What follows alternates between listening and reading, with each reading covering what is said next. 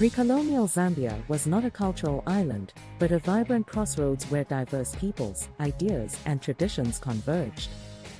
Through centuries of migration, trade, and political interaction, Zambian societies engaged in profound cultural exchanges with neighboring states, the Lubalanda kingdoms of the Congo Basin, the Swahili Arab trading networks of the Indian Ocean coast, the Portuguese and Ovimbandu of Angola, and the Nguni and Sutu peoples of southern Africa.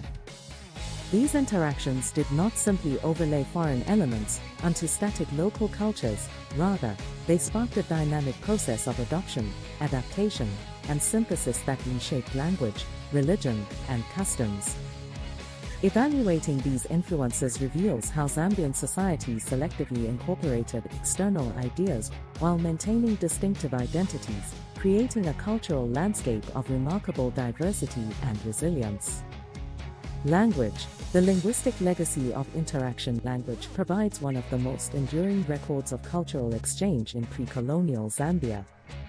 The Bantu languages spoken across Zambia today belong to a broad linguistic family, but they bear the marks of centuries of contact with neighboring speech communities. The most significant linguistic influence came from the Lubalanda heartland. The Bemba, Lunda, Konde, Luval, and related languages share deep structural and lexical features derived from the central Bantu languages of the Congo Basin, reflecting the migration of peoples who carried Lubalanda political and cultural traditions into Zambia. The spread of matrilineal kinship terminology, royal titles such as Mwata and Chitamakulu, and political vocabulary can be traced to this linguistic inheritance. Trade with the Swahili coast introduced a different layer of influence. Swahili, a Bantu language heavily infused with Arabic vocabulary, became the lingua franca of long-distance trade across eastern and central Africa. In Zambia, particularly in the eastern and northern regions, Swahili loanwords entered local languages, especially terms related to commerce, material culture, and religion. Words such as safari, journey, divani, cloth, fedha, silver or money, and bwana, master or respected person, became embedded in languages like Bemba and Bisa. In some trading centers, a pidginized Swahili emerged as a medium of communication among diverse ethnic groups, facilitating exchange but also leaving a lasting imprint on local vocabularies. The 19th century incursions from the south brought Nguni and Sutu linguistic influences. The Nguni, who settled in eastern Zambia, retained their Nguni language for generations, and though it eventually absorbed elements from neighboring Chewa and Chumbuka, it contributed vocabulary related to military organization, amabutho, age regiments, kinship, and political authority. The Kololo, who conquered the Lozi kingdom, imposed their Sutu language on the Lozi for several decades. When the Lozi later overthrew Kololo rule, they retained a significant Sutu vocabulary, particularly in terms related to governance and court ceremonial, a linguistic palimpsest that still distinguishes Lozi, Silotsi, from other Zambian languages. This layering of linguistic influences demonstrates how language served as both a record of historical interaction and a medium through which new political and social realities were negotiated. Religion, the syncretism of spiritual traditions. Religious beliefs in pre-colonial Zambia were not static but evolved through contact with neighboring peoples and incoming traders. The foundation of Zambian spirituality was the veneration of ancestors and the belief in a supreme creator, often associated with the natural world.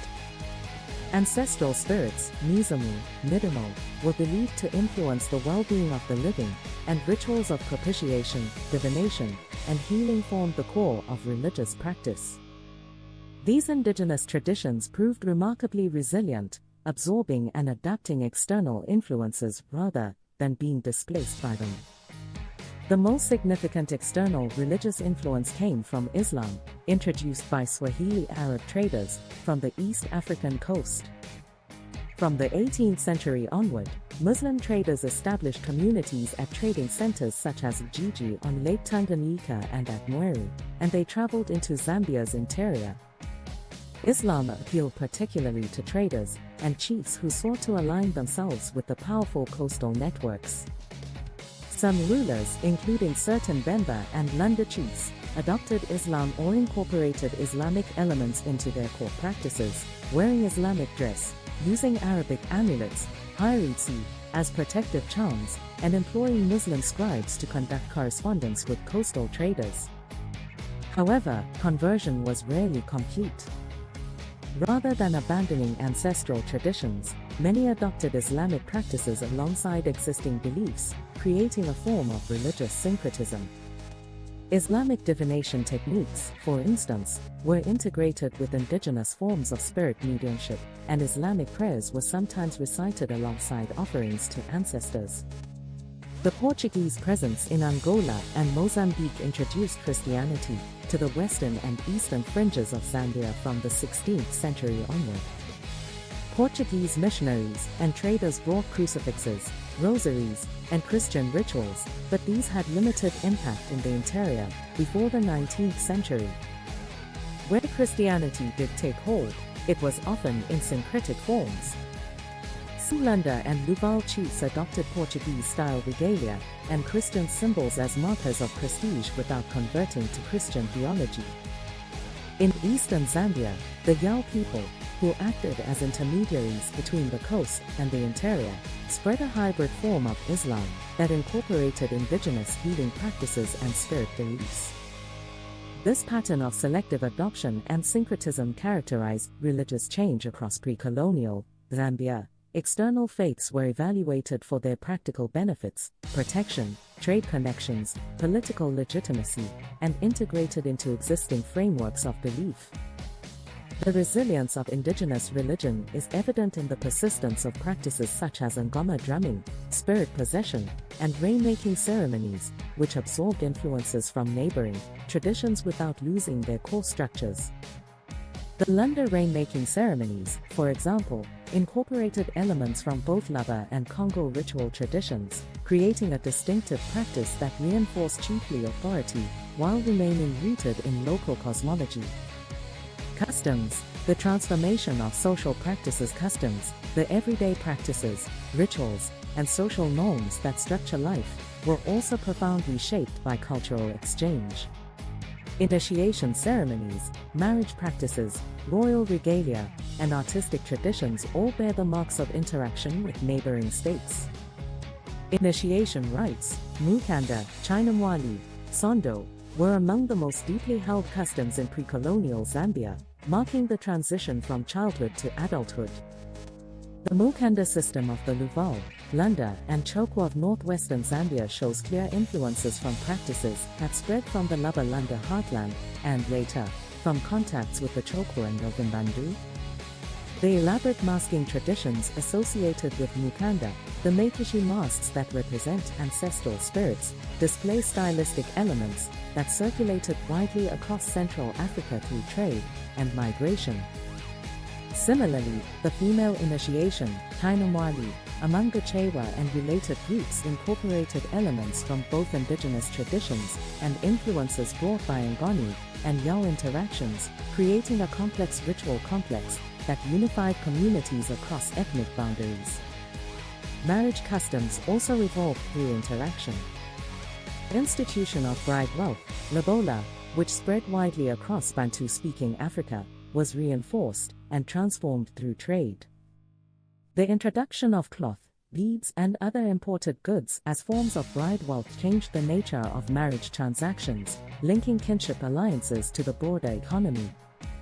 Among groups that interacted with Swahili traders, Islamic marriage practices, such as the payment of a separate bride gift, mahr, and the ritual of nikah, was sometimes adopted alongside customary rites, particularly among trading elites.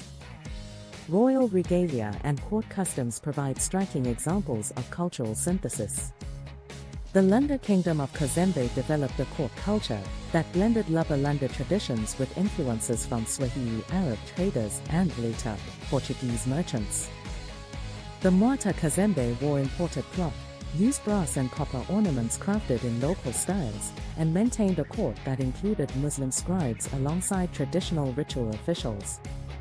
The Komboka ceremony of the Lozi, which marks the annual movement of the Litunga from the floodplain to higher ground, shows influences from both the Lunda political tradition and the colonial period, when Sutu customs were imposed. The ceremony's elaborate canoe procession, royal drums, and ceremonial dress reflect this layered history of cultural borrowing and adaptation. Artistic traditions similarly reveal the impact of exchange. The famous Nyok figures of the lover and the carved wooden stools of the Lunda influenced artistic production across Zambia, with local artisans adapting these forms to their own aesthetic traditions. The introduction of imported beads transformed beadwork, leading to the development of elaborate regalia that combined indigenous designs with foreign materials. Trade in copper and iron enabled the production of sophisticated metalwork that circulated widely, creating shared artistic vocabularies across ethnic boundaries. Evaluation, agency, and adaptation in cultural exchange. Evaluating the cultural exchanges of pre-colonial Zambia requires recognizing the agency of Zambian societies in selecting, adapting, and reinterpreting external influences. This was not a process of passive reception, but of active negotiation. Chiefs and traders adopted Islamic or Portuguese elements when they served political or economic purposes, enhancing prestige, securing trade alliances, or legitimizing authority. Initiation customs absorbed new elements while maintaining their core function of transmitting social values. Languages incorporated loanwords but retained their fundamental grammatical structures and indigenous vocabulary. Moreover, cultural exchange was multidirectional. Zambian societies contributed to the cultural repertoires of their neighbors as well. Lunda and Bemba political ideas influenced groups in the Congo Basin.